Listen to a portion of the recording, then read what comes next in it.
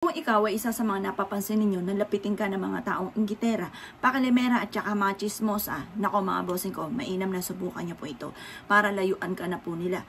Ang mga taong inggitera ay gagawin ang lahat para lang ikaw ay mapabagsak at baka ikaw ay mapurwisyo pa or kaya ang inyo pong mga anak, mainam ay subukan niyo po ito.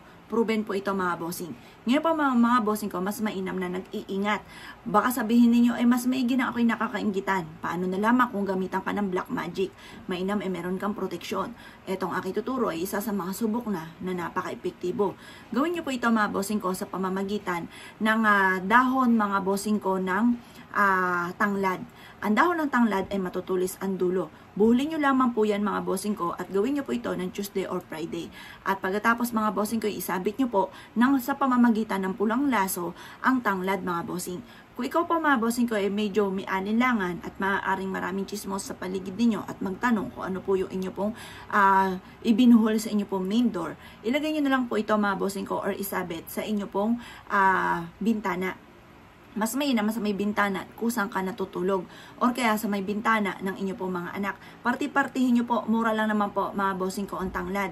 Gutay-gutayin nyo po yan at parti-partihin sa bawat kwarto ng inyo pong mga anak. Proven po yan. At syempre, huwag kang magpapawala ng asin mga bossing ko sa inyo pong likod ng pintuan ng inyo pong main door. Bukod po dito mga bossing ko ay mainam pa kung ang alahas po ninyo or alahas ang anak ninyo, mga bossing ko yung anak ninyo ay nagsusot ng alahas, kunin nyo po ito mga bossing ko at hugasan. At pagkatapos ay ibilad sa sinag po ng araw.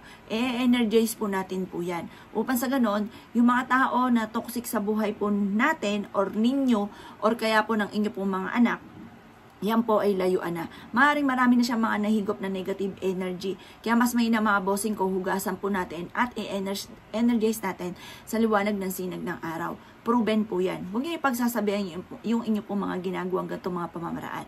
Dahil may mga tao, lalo na mga inggitera, kukontrahin po yan. Dahil iniisip nila baka ikaw nga iswertehin, magkatotoo nga yung gagawin ninyo. Kukontrahin nila po yan. Ngayon po ay sekreto nyo na lang paggawa ng ganito. At ito po ay napaka-epektibo.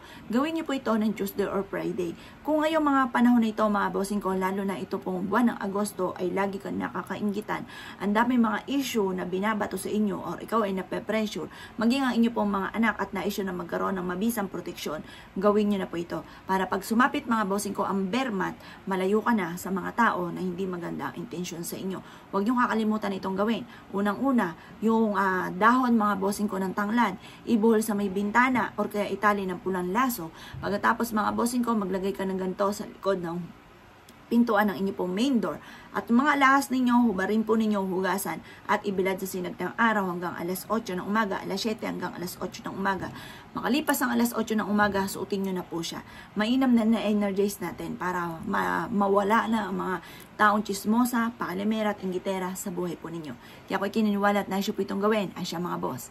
Good luck po sa po lahat.